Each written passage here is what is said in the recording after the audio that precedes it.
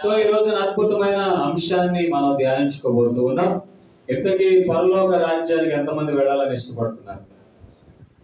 ఒకసారి చెప్పండి హల్లెలూయా. అభిమైన దేవుని బిడ్డలారా, యోహాను సువార్తలో 16వ అధ్యాయం 1వ వచనం చదవండి. యోహాను సువార్తన 14:14 చదవండి. క్షమించండి, 14:1. కలవర పడనీయకండి, విశ్వాసం ఉంచుచున్నారు, నాయనలో విశ్వాసం ఉంచండి. నా తండ్రి ఇంట అనేక నివాసములు కలవు. చాలు. ఇప్పుడు ఏమంటున్నాడు యేసుప్రభు? ఏమంటున్నాడు? చాలా నివాసాలు ఉన్నాయి. ఎక్కడ ఉన్నాయి? తండ్రి ఇంట లేదా తండ్రి దగ్గర. అంటే ఎక్కడ? అది పరలోక రాజ్యం. ఇప్పుడు పరలోకానికి వెళ్ళేటప్పుడు అక్కడ ఏముందని మనం తెలుసుకోవాలి కదా. పరలోక రాజ్యం, పరలోక రాజ్యం, పరలోక రాజ్యం అంటే చాలా మంది రకరకాల అభివర్ణాలు ఇస్తారు. లోపలైతే వాళ్ళ దాంట్లో ఉన్న లెక్కలైతే ఎలా ఉంటాయంటే, పరలోక రాజ్యంలో వాళ్ళ దాంట్లో మోక్షం లేదా స్వర్గం. వాళ్ళు ఏమంటారు? పైన ఎవరు ఉంటారంట? చెప్పరండి. రంభ, ఊర్వశి, మేనకులు ఉంటారు. ఇక్కడ బాగా పుణ్యం చేసుకున్న వాళ్ళు వాళ్ళతో పాటు ఏం చేస్తారంట? డ్యాన్సులు వేస్తారంట.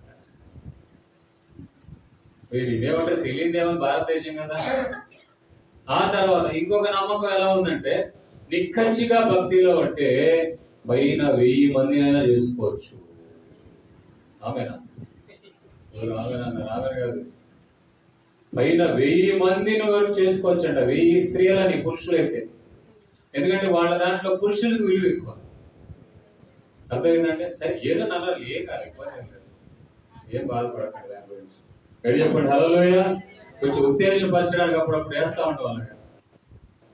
ఇప్పుడు పరలోక రాజ్యములో 1000 మందిని పెళ్లి చేసుకోవడం, పరలోక రాజ్యంలో 3 పెళ్లి చేసుకోవడం, ఇక్కడ పెళ్లి చేసుకోవడం, అక్కడ పెళ్లి చేసుకోవడం. ఇప్పుడు పరలోక రాజ్యం అంటారా దాన్ని? అనడానికి వీలైద్దా? పరలోక రాజ్యం అంటే ఈ లోకానికి భిన్నంగా ఉండాలి, ఈ లోకానికి వేరుగా ఉండాలి, ఈ లోక పరిస్థితులకు వేరుగా ఉండాలి. ఇక్కడ పెళ్లి చేసుకొని, అక్కడ పెళ్లి చేసుకొని, ఇక్కడ కుటుంబాల్లాగా ఉండి, అక్కడ కుటుంబాల్లాగా ఉంటే దాన్ని పరలోకం అనలేము, వెళ్ళాలని కూడా అనిపించదు. క్రైస్తవుడైతే వెళ్ళాలని అనిపించదు. ఎందుకని? ఈ లోకంలో కష్టాలు పడ్డాం, జాగ్రత్తగానండి. కుటుంబాల్లో కష్టాలు పడ్డాం, ఆత్మీయ జీవితాల్లో కష్టాలు పడ్డాం, లౌకిక పరంగా కష్టాలు పడ్డాం. ప్రతి వాడు ఏంటంటే ఎప్పుడు చావు వచ్చిద్దా, ఎప్పుడు మరణం వచ్చిద్దా అని ఎదురు చూస్తుంది. ఎందుకని? అది చనిపోయిన తర్వాత ప్రశాంతంగా కదా, ఆ ప్రశాంతమైన చోటే పరలోక రాజ్యం. ఒకసారి చెప్పండి హల్లెలూయా. ప్రశాంతమైన చోటు కావాలి మనకు, మన ఆత్మకు విశ్రాంతి కావాలి. మరి ప్రతి క్రైస్తవునికి, ప్రతి దేవుని నమ్మిన వారికి నిరీక్షణ ఏంటంటే, చనిపోయిన తర్వాత అతను ఎక్కడ వెళ్తాడు? పరలోక రాజ్యానికి వెళ్ళాలి. ఆ శుభప్రదమైన నిరీక్షణ మనలో రావాలి. నేను ఇప్పటికిప్పుడు చనిపోతే పరలోక రాజ్యానికి వెళ్తాను అన్న నమ్మకం మనకు రావాలి. బైబిల్లో యోబు మాట అంటాడు, ఇప్పటికిప్పుడు చనిపోతే నేను పరలోక రాజ్యాలు కొడు తెలుస్తాను అంటాడు.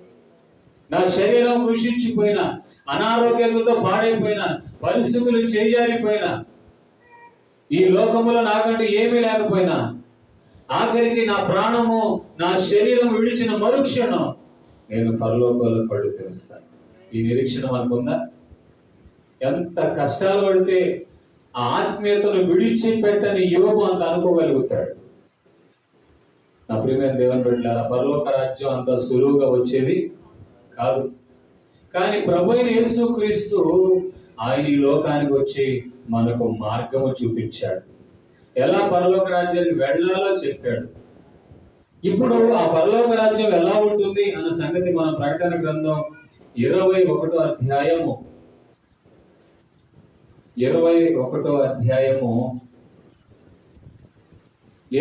వచనం, మొదటి వచనం నుండి మనం చదువుతాం జాగ్రత్తగా.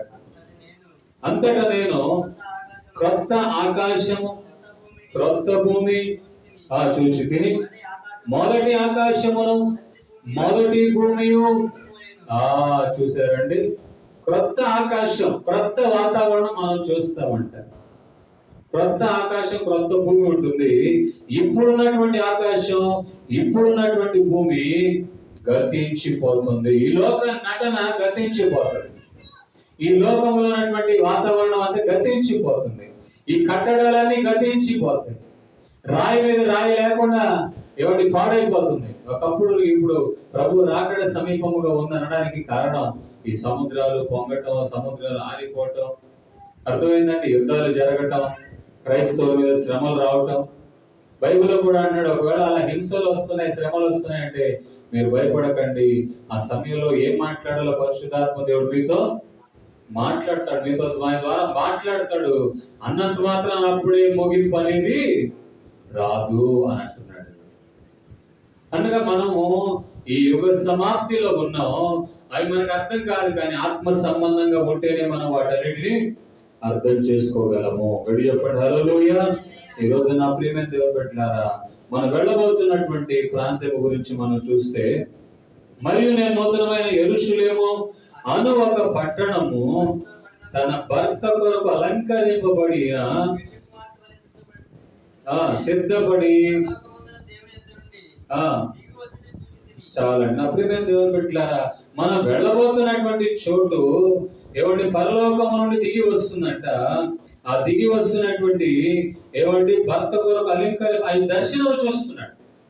దర్శనములు కనబడుతున్న విషయాలు ఇవన్నీ. ఆ తర్వాత చూడండి 3వ వచనములో, అప్పుడు ఇదిగో దేవుని నివాసం మనుషులతో కూడా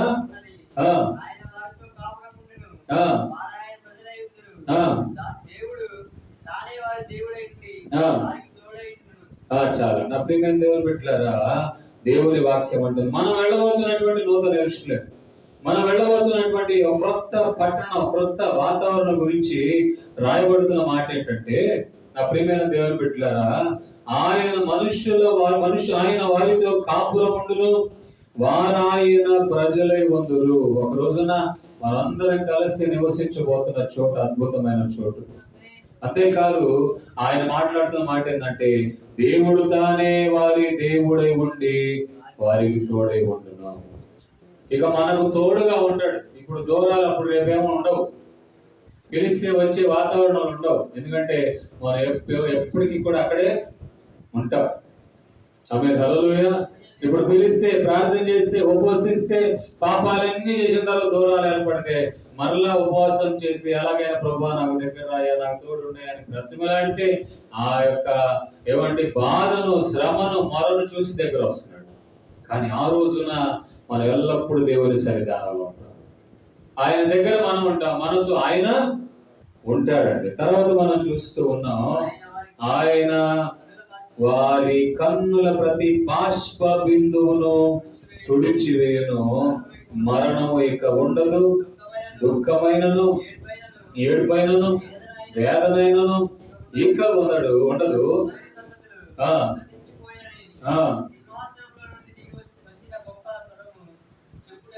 చూడండి, ఇక అక్కడ మరణం, అక్కడ పరలోక రాజ్యములో దేవుని పట్టణములో ఏవంటి కన్నీళ్ళనే ఉండనే ఉండవు. కన్నీళ్ళనే ఉండవు. అక్కడ ఏడుపు ఉండదు, కన్నీళ్ళు కాల్చడం ఉండదు.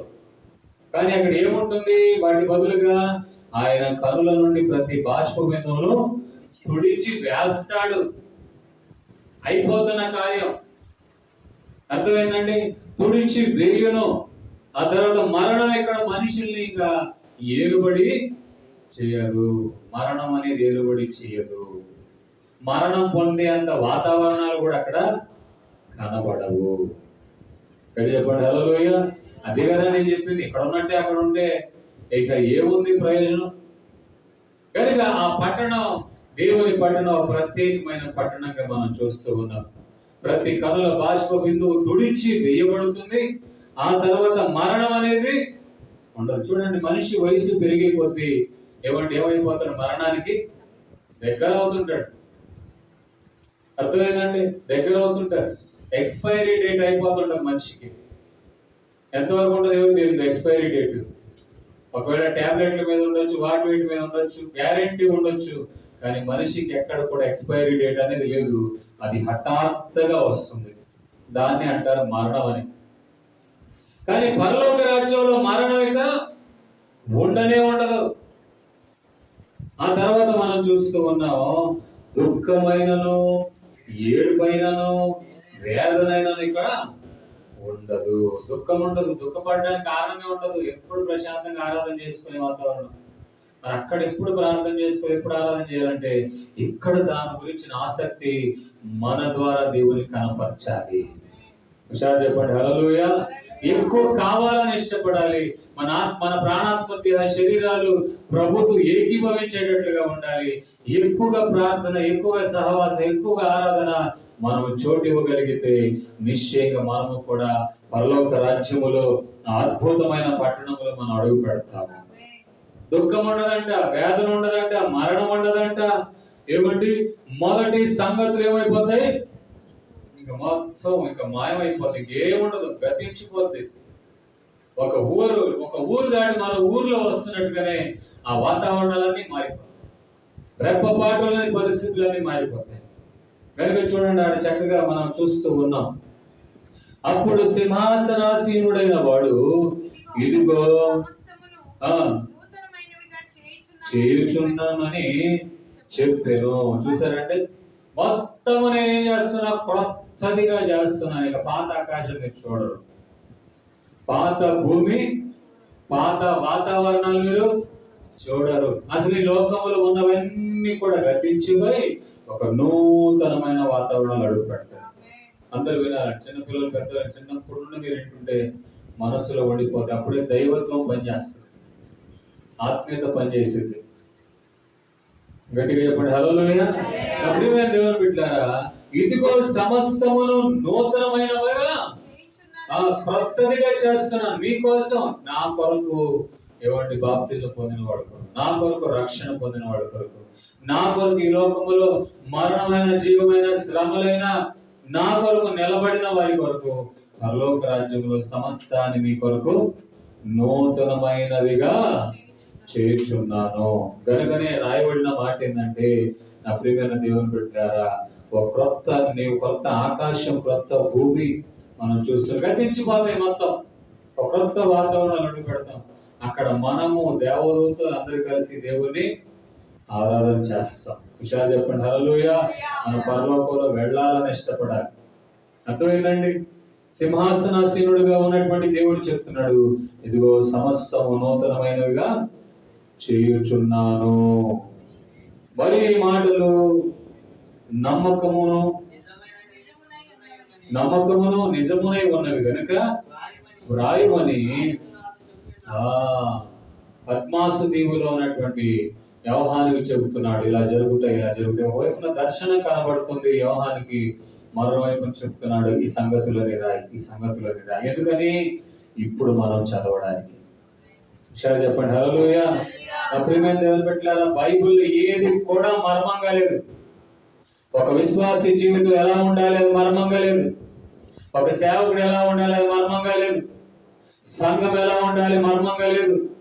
దేవుని సంతోషపరిచే వాతావరణం ఎలా ఉండే అది మర్మంగా లేదు. There is no secret in Bible, nothing is secret in Bible. ఏది కూడా రహస్యంగా మర్మంగా లేదు. ఎందుకని? మీరందరూ తెలుసుకుంటేనే పరలోకాలు అడుగు పెట్టగలుగుతారు. ఎక్కడ చెప్పండి హల్లెలూయా. హుషారు చెప్పండి హల్లెలూయా. మర్మంగా ఉంది ఒకటే, ఏంటో తెలుసా? నువ్వు వెళ్తావో లేదో, అదే రహస్యమైంది. ఆ రహస్యాన్ని నువ్వే వీడగలుగుతావు. ఆమేన్ హల్లెలూయా. నేను ఒకవేళ నేను చూసేసి కాస్త భక్తిగా ఉన్నాడనో, కాస్త బాగా ప్రార్థనకు వస్తున్నాడనో, కాస్త ఈ అన్నింటిని బట్టి అర్థం చేసుకోవచ్చు. కానీ బైబిల్లో మాత్రం దేవుడు హృదయాన్ని చూస్తాడంట. అంటే అర్థమైందంటే మన జీవితం బాహ్యంగా, హృదయంతరంగా దేవుడు హృదయాన్ని చూస్తాడు. అట్ ద సేమ్ టైం నీ అవుటర్ లైఫ్ అంటే నీ యొక్క బాహ్యమైన జీవితాన్ని కూడా ఆయన క్రియలతో ఉన్న విశ్వాసాన్ని, క్రియలతో కూడా ఉన్న ఆత్మీయ జీవితాన్ని దేవుడు చూస్తాడు. హృదయంలో ఉంటే చాలండి అంటే సరిపోదు. ఆమేన్ హల్లెలూయా. విషయాలు చెప్పండి హల్లెలూయా. ఏమంటే నేను మనసులో ప్రార్థన చేస్తున్నా, హృదయంలో ప్రార్థన చేస్తున్నా కనుక నేను ప్రార్థనకి రాను కాదు. అది నీ వ్యక్తిగత జీవితం. మనసులో ప్రార్థన చేయటం, గదిలో వెళ్ళి ప్రార్థించడం నీ వ్యక్తిగత జీవితం. కానీ బహిరంగంగా ప్రార్థన చేయడానికి మనకంటూ దేవుడు ఒక సహవాసం ఇచ్చాడు. నీ వెలుగెత్తి దేవునికి మొరపెట్టడానికి దేవునికి ఒక సహవాసం ఇచ్చాడు కనుక నీవు గళమెత్తి దేవునికి ప్రార్థన చెయ్యాలి. ఎలా ఉండాలంటే ఇల్లు తగలబడితే ఎలా ఉంటారండి ప్రజలు? ఇంట్లో ఎలా ఉంటారు అని ఉంటారా? ఎవరన్నా మా ఇల్లు గది అన్నట్టు ఉంటారా? ఎలా ఉంటారు? అలా ఏడవాలి, అలా ప్రలాపించాలి. బైబుల్ ఎలా వివరించారు తెలుసా అండి? ఒక యవ్వనస్తురాలైన కన్యక తన పెనిమిటిని ఇప్పుడు యవ్వన కాలంలో, ఎందుకని ఒక వ్యక్తితో ముడిపడిన తర్వాత అతను చనిపోతే ఇక నా జీవితం ఏమైపోద్దో అని ఏడ్చిద్దంట గట్టిగా. అలా ఏడవాలంటే ప్రార్థన, అలా అరవాలంటే ప్రార్థనలో. హుషారు చెప్పండి హల్లెలూయా. నా ప్రియమైన దేవుని బిడ్డ, నటన కాదు కావాల్సింది, వాస్తవంగా నువ్వు కన్నీళ్ళు కారవాలి. ఇప్పుడంతా నటన అయిపోయిందని ఏడ్చేవాళ్ళు నిజంగా కనపడలేదు. ఎంత ఏడ్చినా ఒక్కొక్క కనపడలేదు. ఒకప్పుడైతే కుమిలిపోయేవాళ్ళు, బాధపడిపోయేవాళ్ళు, దుమ్ము నెత్తికి వేసుకునేవాళ్ళు. అయ్యో ఎందుకంటే సమాజ పరిస్థితులు కూడా అలా ఉండి, భర్త లేకపోతే తృణీకారంగా చూసేవాడు, భర్త లేకపోతే ఇంకా విలువ లేదు సమాజంలో, భర్త లేకపోతే ఎదురు రావడానికి లేదు, భర్త లేకపోతే శుభకార్యాలు వెళ్ళడానికి లేదు. అయ్యో ఇక నా జీవితం అధోగతి పాలైపోయింది.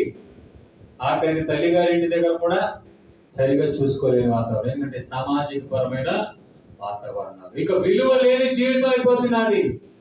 అనంతగా ప్రలాపిస్తున్నట్లుగా మనము కూడా దేవుని సన్నిధానంలో ఉన్నప్పుడు మనం గట్టిగా అరిచి ప్రార్థనలు చేయాలి. మౌనంగా ఉండకూడదు. మనకి ఇచ్చిన అవకాశంలోనే, ఎందుకంటే ఒక రోజున మనం చేయడానికి కూడా అవకాశం దొరకకపోవచ్చు, ప్రార్థించడానికి అవకాశం దొరకకపోవచ్చు, వాక్యం వినడానికి అవకాశం దొరకకపోవచ్చు, పరిశుద్ధ గ్రంథమే దొరకకపోవచ్చు.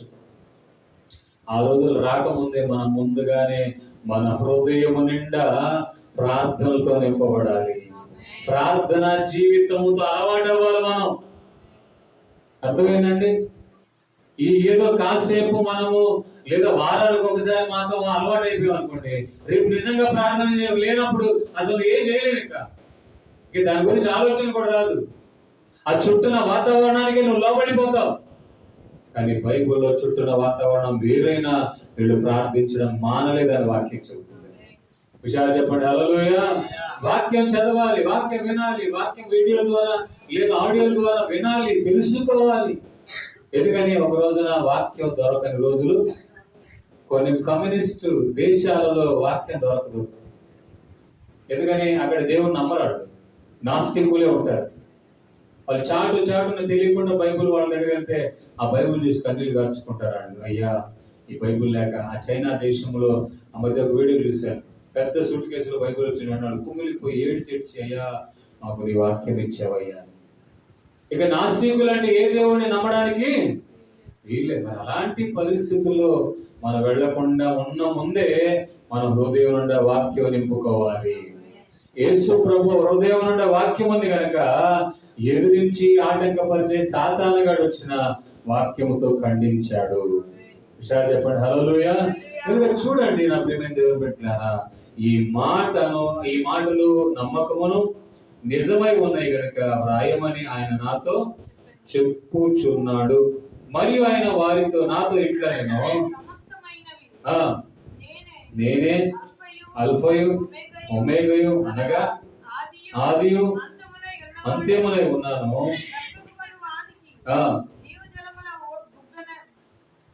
జీవజలమును బుగ్గలోని జలమును. చాలండి, గడి చెప్పండి హల్లెలూయా. ఆయన తనను తాను వివరించుకుంటూ నేనే ప్రారంభం. ఈ సృష్టికి ప్రారంభం ఎవరు? దేవుడే. ఈ సృష్టి ఎవరి ద్వారా ముగించబడింది? దేవుని ద్వారా ముగించబడింది. అర్థమైందండి? యుగ సమాప్తి పర్యంతరం అనగా ఈ యుగాలు ప్రారంభించబడక మునుపు ఉన్నాడు. ఆ ఎన్నో సంవత్సరాలు, క్యాలెండర్లు అయ్యని లెక్కేసుకున్నప్పుడు ఎన్నో సంవత్సరాలు, వేల కొద్ది సంవత్సరాలు అనుకోవచ్చు. అప్పుడు సృష్టిని చేశాడు ఆయన. చెప్పండి హల్లెలూయా. ఈ భూమి ఆకాశము సృష్టింపబడినప్పుడే దేవుడు ఉన్నాడు కాదు, అంతకు ముందు నుండి ఎన్నో. ఈ నిత్యం అనగానే బైబిల్ ఏమంటుంది? నిత్యము నుండి నిత్యము వరకు. అంటే ఏమీ లేని సమయంలో నుండే దేవుడు ఉన్నాడు. ఆమేన్ హల్లెలూయా. నా ప్రియమైన దేవుని బిడ్డలారా, కనుక ఆయన అంటున్నాడు నేనే అల్ఫయు, నేనే ఒమేగానై ఉన్నాను, ఆదియు నేనే, అంత్యము నేనే. దప్పికొనిన వాళ్ళకి జీవజల బుగ్గలోని జలమును నేను ఉచితముగా ఆ దేవుడు ఎంతటిదైనా నీ కోసం ఉచితంగా ఇస్తాడు. ఆమేన్, హల్లెలూయా.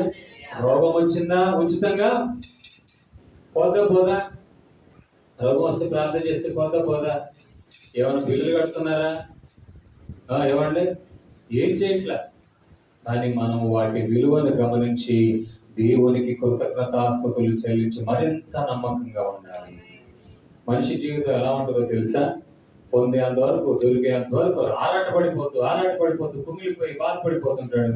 తీరా పొందిన తర్వాత అసలు నిర్లక్ష్య ధోరణికి అంతే ఉండదు. కానీ అలా ఉండకూడదు మనం. కనుక చూడండి, నీ జయించువాడు వీటిని స్వతంత్రించుకొనును, నేను అతనికి దేవుడై ఉండును, అతడు నాకు కుమారుడై ఉండును. అవిశ్వాసులను, అసహ్యులను, నరహంతకులను, వ్యభిచారులను,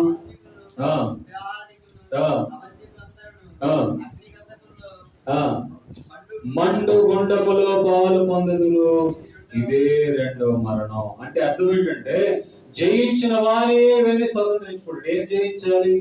శరీరాశ, నేత్రాశ, జీవపుడంబం. శరీరాశ అంటే శరీరం కోరినట్లుగా బ్రతకటం, శరీరం నచ్చినట్లుగా బ్రతకటం. శరీరము మన చేతిలో, మానసికమైన చేతిలో ఉండాలి కానీ, మనసు చేతిలో ఉండాలి కానీ శరీరం చేతిలో మనము వెళ్ళకూడదండి. అర్థమైందండి? బంగారం చూసిన వెంటనే మనిషి అదో రకంగా మారిపోవటం, చీరలు చూసిన వెంటనే అదో రకంగా మారిపోవడం, డబ్బులు చూసిన వెంటనే అదో రకంగా మారిపోవటం. ఓ పెద్ద డబ్బులు వస్తున్నాయంటే ఆ కనికరం కూడా పక్కన పెట్టేయటం. అలాంటివి మన జీవితాల యొక్క మీదట కనబడకుండును గాక. ఆమేన్, హల్లెలూయా. తుచ్చమైన అభిలాషలకు నీవు దూరముగా ఉందువు గాక. క్షణికమైనటువంటి సుఖభోగాలకు నీవు దూరముగా ఉందువు గాక. బైబిల్లో ఆ క్షణికమైనటువంటి శరీరాశలకు లోబడిపోయి గొప్ప దేవుడు ఇస్తున్నటువంటి ఆశీర్వాదాలు పోగొట్టుకున్నారు. ఆమేన్, హల్లెలూయా. కనుక చూడండి, జయించువాడు వీటిని స్వతంత్రించుకొనును, నేను అతడి దేవుడై ఉందును, అతడు నాకు కుమారుడై ఉంటాడు. ఇక మీదట నీవు కుమారుడితో పరలోక రాజ్యం. ఇక మీదట దేవుని రాజ్యం స్వతంత్రించుకున్నప్పుడు నీ స్థాయి మారిపోతుంది. మరి ఆయన అక్కడ చేరని వాళ్ళు ఎవరు అంటే పిరికి వాళ్ళు. ఎవరంటండి? ఎక్కడ చేరని వాళ్ళు?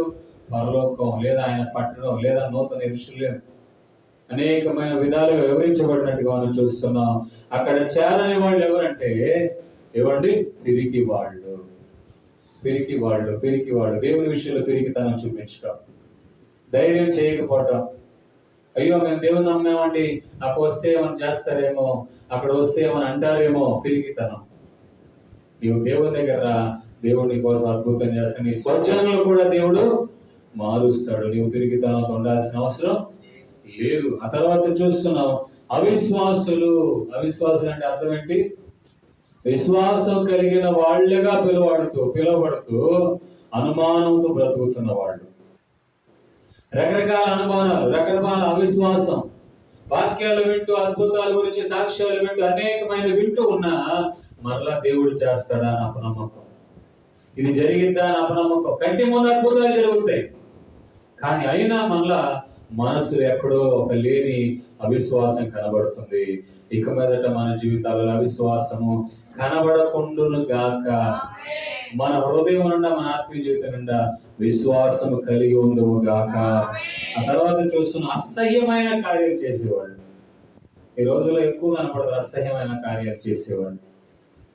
ఏమండి? ఒకప్పుడు పూర్వం ఉన్నటువంటి వాళ్ళు కూడా ఎన్నడూ వినని అసహ్యమైన కార్యాలు చేసేవాళ్ళు. ఈ రోజున చూస్తూ ఉన్నారు యవనస్తులు చాలా మంది అసహ్యంగా బ్రతుకుతున్నారు. వరుసవాయిలు బ్రతుకుతున్నారు. తల్లి లేదు, అక్క లేదు, చెల్లి లేదు, అన్న లేదు, అమ్మ లేదు, నాన్న లేదు. అసహ్యమైన కార్యాలు. అర్థమైందండి? అసహ్యమైన కార్యాలు చేసేవాళ్ళు. ఆ తర్వాత చూస్తున్న నరహంతకులు. ఈరోజు చంపడం పెద్ద ఈ విషయంగా కనపడుతుంది. ఎక్కడ పడతాడా? ఏమండి? ఫోన్ అయిపోతే వాడమ్మని చెప్పాడు అన్న దాంట్లో వార్తలు చూస్తున్నాం. 1000 రూపాయలు కావాలంటే 1000 రూపాయలు ఇస్తాను కానీ వాడిని చంపుతాడు, చెప్పొస్తున్నాడు. అదేంటంత సులకనగా ఉందా ప్రాణం? మంచి ప్రాణం. 10 రూపాయల కోసం చంపేస్తావా? రూపాయల కోసం చంపేస్తావా? అరే అతను గిలగిలా కొట్టుకుంటాడే, వాడికి కూడా నాలాంటి ప్రాణమే అన్న ఇంకిత జ్ఞానము కూడా కోల్పోయిన రోజు. ఒక అమ్మాయి కోసం చెప్పుకోవటం, అబ్బాయిల కోసం చెప్పుకోవటం, డబ్బు కోసం చెప్పుకోవటం. ఏమండి ఆడేవాళ్ళ పెద్ద డబ్బు అంటే 10 రూపాయలకి చెప్పుకోవటమే, 1000 రూపాయలు చెప్పుకోవటమే. నరహత్య చేయటం అనేది రోజున స్వాభావికంగా మారిపోయింది. ఇంకా సాతాను కూడా పెట్టే పెద్ద ఆయుధం ఏంటి తెలుసు? ఆవేశం. ఆవేశం మీద వాడు ఏం చేస్తాడు? వాడికి తెలియట్లేదు. వాడంతా అయిన తర్వాత ఇంత పని చేసేనా అంత పట్టుకుంటాడు. అప్పటికి చాలా దాటుకొని పోయాడు. చెప్పండి హల్లెలూయా. చెరసాలు వేయబడి ఆఖరికి ఏమండి కోర్టులకు వెళ్ళిపోయి, వాయిదాలకు వెళ్ళిపోయి, ఆఖరికి ఉరి శిక్షలని, కుటుంబం అంతా చీకటని, ఇవన్నీ కూడా వాటన్నిటి నుండి మనం దూరంగా ఉండాలంటే నరహంతకులుగా మనం ఉండకుండా జాగ్రత్తగా చూసుకోవాలి.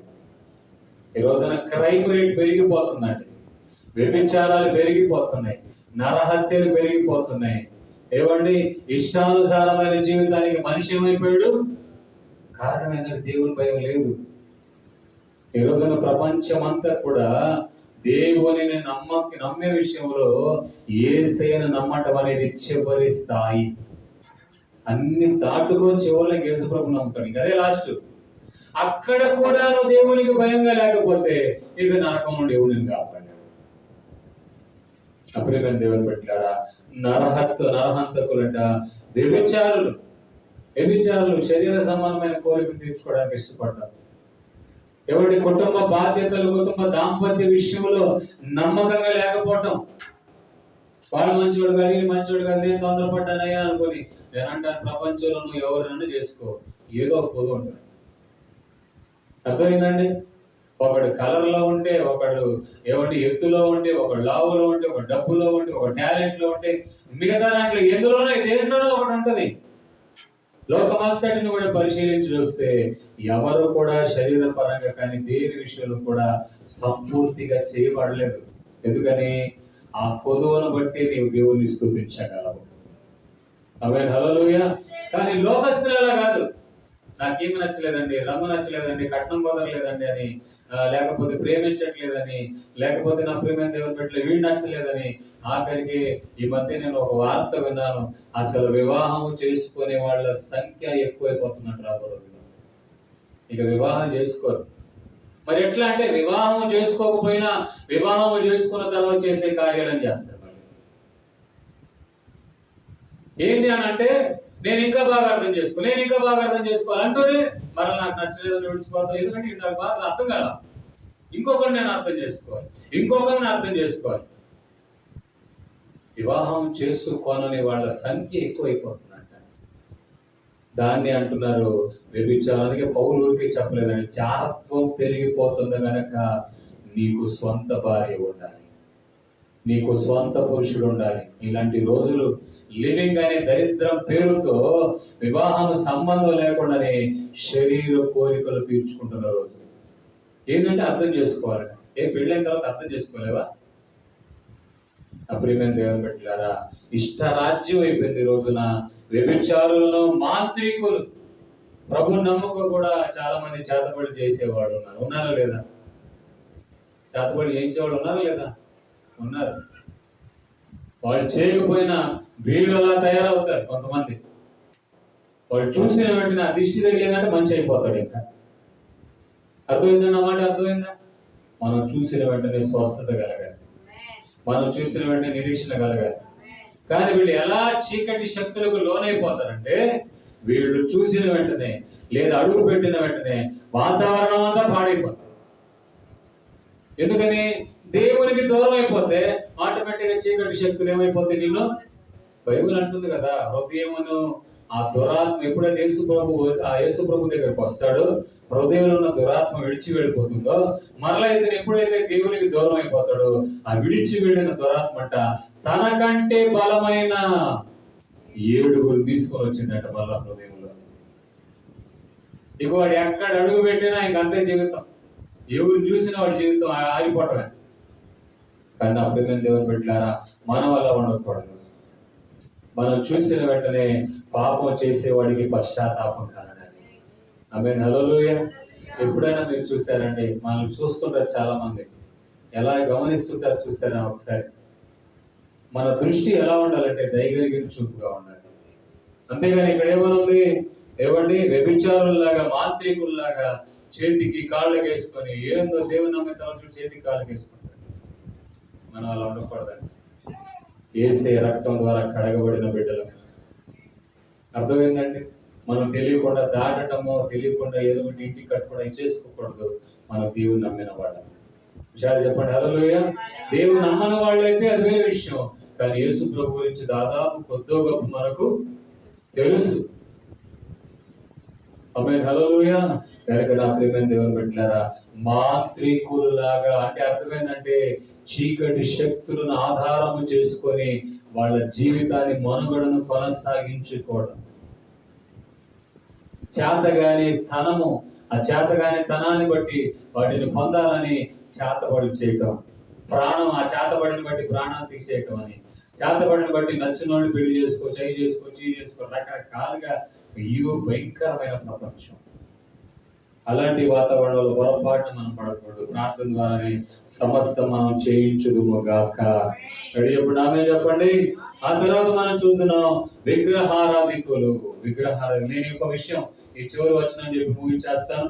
దేవుని చిత్తమైతే ఇంకా కొన్ని విషయాల తర్వాత మనం ధ్యానించుకుందాం. విగ్రహారాధికులు. విగ్రహం అంటే అర్థం ఏంటండి?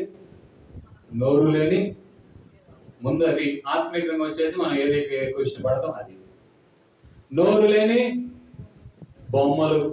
అసలు విషయం ఏంటంటే వాటిని చేసిన వాళ్ళు కానీ అన్యజనులు కూడా వాడే పదం అదే వాడతారు, మనం వాడటమే కాదు. వాళ్ళు కూడా వాటిని ఏమంటారు? బొమ్మలు అనే అంటారు, విగ్రహాలనే అంటారు. దేవుళ్ళు అని మాత్రం పొరపాటున అంటారు. దొంగతనం జరిగిందండి, ఏమంటారు వాళ్ళు? విగ్రహం దొంగతనం, అయ్యో దేవుడు దొంగతనం చేశారు అని అంటారు ఎవరైనా? లేదు. అలా విగ్రహారాధన చేస్తూ ఈ రోజున క్రైస్తవులు కూడా విగ్రహారాధన చేసేవాళ్ళు ఉన్నారు. యేసు ప్రభు విగ్రహం పెట్టుకున్న విగ్రహారాధికురాలువే, విగ్రహారాధికుడివే. అది తెలియని వాళ్ళు చేసే పనులండి. ఇప్పటికి కూడా వాళ్ళని అడగండి, తెలియదు వాళ్ళకి. ఎందుకంటే మనం వచ్చామో పోయామో అనేది తెలుసు చాలా మందికి. అక్కడికి వెళ్ళే వాళ్ళకి అసలు ఆ ఊసి చెప్తే వెళ్ళిపోతారు. ఈ ఎప్పుడు చెప్తే ఈ గుడి గురించి అంటారు, చర్చి గురించి అంటారు, విగ్రహాలు అంటారు, వీళ్ళకి పని లేదని వెళ్ళిపోతారు. అంటే చెప్పరుగా వాళ్ళు. బైబిల్ చెప్తుంది విగ్రహారాధికులు. విగ్రహాన్ని ఆరాధన చేయకూడదు. ఎవరి విగ్రహము కూడా నీవు చేసుకోకూడదు. విషయాలు చెప్పండి. హల్లెలూయా. నాకు ఇష్టం అని చెప్పి తెలిసిన వాడు విగ్రహం చేసుకోకూడదు. ఆఖరికి చెప్పాలంటే రాజకీయ నాయకులు కానీ దేనికి కూడా మనం మొక్కకూడదు. విషయాలు చెప్పండి. హల్లెలూయా. ప్రియమైన దేవుని బిడ్డలారా, ఎందుకంటే మనం ఆరాధన చేస్తున్న దేవుడు ఆ యొక్క నోరు లేని ప్రతిమల్లో ఉండడు. ఆయన సజీవుడైన దేవుడు. ఆయన ఆత్మ కనుక ఆయన ఆరాధించు, ఆత్మతో సత్యముతో ఆరాధించాలి. గడి చెప్పండి. హల్లెలూయా. అంతేకాదు, విగ్రహం అంటే మనకు నచ్చింది, మనకు మెచ్చింది, దేవుని కంటే ఎక్కువగా భావించడమే విగ్రహారాధన. అది ఏదైనా కావచ్చు నీ జీవితంలో. పురుషుడు కావచ్చు, స్త్రీ కావచ్చు, డబ్బు కావచ్చు, వస్తువు కావచ్చు, ఏమంటే హీరోలు కావచ్చు. హీరోలు చూడండి, తల్లిదండ్రులు కష్టపడి బండి కొనిస్తే వాటి మీద ఎవరు స్టిక్కర్లు ఉంటాయి? ఏమన్నా కొట్టి వాడు గురించాడా? నువ్వు ఎవడో తెలియదు వాడికి. అర్థమైందండి? అరే నా వీరాభిమానిరా, వాడు ఎవడో మహా గంతులు వేస్తున్నాడు, ముందు వరుసలో ఉన్నాడు, వాడు బండి గురించి అంటాడా? వాడు వాడు వాడు వాడు పని చూసుకుంటాడు. అర్థమైంది దేవుని పట్లారా. తల్లిదండ్రులు ఇదేమంటే తల్లిదండ్రుల పేరు రాసి అది వేరే విషయం. మరి దాని మీద ఎవరే ఉండాలి? నిన్ను కాపాడుతున్న దేవుని వాక్యం ఉండాలి. నిన్ను కాపాడుతున్న యేసయ్య గురించిన మాటలు ఉండాలి. ఏమంటే నచ్చిన హీరో బొమ్మలు, ఆ తర్వాత ఈ మధ్య ఎక్కువ వస్తున్నాయి, బండి వెనకాల కనపడుతుంటాయి. ఎమ్మెల్యే గారు తాలూకు అంట, ఏ ఎమ్మెల్యేలో తెలియదు. మిఠాపురం ఉంది, కరీంపురం ఉంది. ఆలోచించండి, వాళ్ళు మన కోసం ప్రాణం పెట్టారు. తల్లిదండ్రులు గౌరవించాలి, ఎందుకంటే వాళ్ళని బట్టి ఈ లోకానికి మనం వచ్చాం. దేవునిని ఆరాధన చేయాలి. అర్థమైందండి? ఏమన్నది? విగ్రహారాధన మనం చేయకూడదు. బైబిల్ ఖచ్చితంగా చెప్తుంది చేయకూడదు. దేని రూపాన్ని కూడా చేయకూడదు. కొంతమంది నా ప్రియమైన దేవుని బిడ్డలారా, ఏది విషయం దానికి సంబంధించింది ఏదైనా విగ్రహారాధన. అర్థమైందండి? దానికి సంబంధించిన ఏది నువ్వు పట్టుకున్న విగ్రహారాధనే. దేవుని వాక్యాలు చూడండి, మన ఇంట్లో వాక్యాలు కూడా తక్కువగా కనబడతాయి. పటాలు కనబడవు. వాక్యాలు ఉంటే పర్లేదు, కానీ పటాలు ఉండకూడదు. ఎందుకని మన దేవుడు అలా ఉండడు. అలా ఉన్నాడని ఎవరు చూడలేదు. మరి ఎలా ఉంటాడు? బైబిల్ అంటుంది ఆయన ఆత్మ, అంతే. ఆయన ఆత్మ కనుక ఆయన ఆరాధించేవారు ఆత్మతో సత్యముతో ఆరాధన చేయాలి. ఆ తర్వాత అబద్ధికులు అబద్ధాలు చెప్పటం, ఏదో చిన్న చిన్న వాటి మెప్పు కోసం ఎదుటి వాడు మెప్పించాలని. బాగున్నానా అంటే ఏం చెప్పాలి? మీరు చెప్పండి, మీరు తర్వాత చెప్పాలి. బాగున్నానా అన్నారే అనుకో, ఏం చెప్పాలి? అసలు ఈ రోజు ఉన్నట్టు ఎప్పుడు లేవు. ఎందుకని? రాత్రి అన్నం పెట్టదుగా. ఎందుకని? డబ్బులు ఇవ్వడుగా. అర్థమైందండి? అది వాస్తవమా కాదా మకానే చెప్తే ఏమైపోతాం? పంపలు ఏమైపోతాయి? కొల్లేరు అయిపోతాయి. కానీ చెప్పకూడదని ఉందా? అబద్ధాలు చెప్పకూడదంటే అర్థమైంది. నిజాలే బాగాలేదు, అవునా, ఏం చేసుకోవాలి, ఏం సరి చేసుకోండి అనాలే. కానీ ఎప్పుడు ఇంతే చెప్తే ఎంత రెడీ ఇంతే అని అనకూడదు. సరి చేసుకోవాలి ఎక్కువగా. ఎందుకంటే లౌకిక పరమైన వాటికి దేవుని యొక్క వాతావరణం వ్యతిరేకంగా ఉంటుంది. చెప్పండి హల్లెలూయా. అసలు అబద్ధం చెప్పే ఆ సిచ్యువేషన్ తెచ్చుకోకూడదు మనం. హల్లెలూయా. నేను ఒక మాట చెప్పమంటారా? ఏమండి, అబద్ధాలు 10 మందిలో జరిగితే ఖచ్చితంగా వస్తాయి రావా? వస్తాయి. అసలు 10 మందిలో ఉండే వాతావరణాలు కూడా మనం తెచ్చుకోకూడదు. ఎంతవరకు అంతవరకే. 10 మంది చేరారంటే అది బాగుందా, ఇది బాగుందా, ఇది కొన్నాను, ఇది బాగుందా, నువ్వు ఎక్కడ కొన్నావు, ఇది తక్కువ. ఒకవేళ 100 రూపాయలు అన్నారు అనుకో, నీది 100, నాది 200, అది 50 కూడా ఉండదు. 50 రూపాయలు కూడా ఉండదు. ఏం చెప్పాలి ఎదుటోడికి? గొప్ప కోసం అబద్ధాలు చెప్తాం కదా. చెప్పండి హల్లెలూయా. అన్నిట్లో ఆఖరికి దేవుని సన్నిధానంలో కూడా మనం పరీక్షించుకోవాలి. చాలా సంఘాలలో మొహమాటం లేకుండా పాస్టర్ గారు చెప్తే సంఘాలు మానేసిన విశ్వాసం చాలా మంది ఉన్నారు. ఆమేన్ హల్లెలూయా. దేవుడి చెప్పండి హల్లెలూయా. సరిగ్గా పాడలేదంటే సంతోషంగా అంగీకరించాలి. అర్థమైందండి? లేకపోతే ఏ విషయమైనా అబద్ధానికి మనం చోటు ఇవ్వకూడదు. నేను పరిచయంలో ఉన్నప్పుడు కూడా చాలా మంది అనేవాడు, నువ్వు బాగానే పాడుతున్నావు కానీ కొంచెం గొంతు బాగా చేసుకుంటే బాగుంటుంది అంటే అర్థం ఏంటి? ఏమనుకోలేదు. ఇప్పుడు నేను బాగా పాడట్లేదని అర్థం అనుకోలే అని అనుకోవడానికి లేదు. ఈ రోజున దేవుడు ఇచ్చిన స్వరం వాళ్ళతో పరిచయం చేసి పెద్ద పెద్ద వేదికల మీద పాడి ఈ రోజున చక్కగా పాటలు పాడడానికి దేవుడు కృపనిచ్చాడు. చెప్పండి హల్లెలూయా. అబద్ధము చెప్పే వాతావరణాలు మనం ఏ కోశాన ఎందులో కూడా ఉండకూడదు. ఒకవేళ అలా ఉన్నామంటే అలాంటి వాళ్ళకంట రెండో మరణం అనేది ఉందంట. మొదటి మరణం అంటే ఈ లోకపరంగా భౌతికమైన మరణం. రెండో మరణం అంటే అగ్నిగుండము. అగ్నిగుండం అంటే అగ్ని ఆరదు, అలా చావు, అలా బ్రతకలేవు. అంత భయంకరమైన పరిస్థితి. మరి ఎప్పటికీ ఆనందం, సంతోషం, ఎప్పటికీ కూడా దుఃఖం లేని వాతావరణంలో మనం ఉండాలి. ఆ పరలోక రాజ్యంలో ఉండాలంటే ఈ దేవుని వాక్యాన్ని మరలా మీరు ఇంటికి వెళ్ళి చదవండి. అక్కడ మనకు దేవుడు ఇస్తున్న వాతావరణం ఏంటి, ఆశీర్వాదాలు ఏంటి. ఆ తర్వాత రెండో మరణానికి వెళ్తున్నాడు అంటే వాడు పరలోకానికి వెళ్ళడు అని అర్థం. ఆమేన్ హల్లెలూయా. నరకానికి వెళ్తాడంటే వాడు పరలోకానికి వెళ్ళడు. ఇది మనం గుడ్డిగా గుర్తు పెట్టుకోవాలి. కనుక వాళ్ళలో మనం ఉంటే మన ఆత్మీయ జీవితాన్ని సరి చేసుకుందాం. ఈ వాక్యం నేను భక్తి పరుణ్ణి, నేను భక్తి పరాలని కాదు. ఈ వాక్యం అందరికీ సమానమే. మనం పరీక్షించుకొని దేవునికి అప్పగించుకుందాం.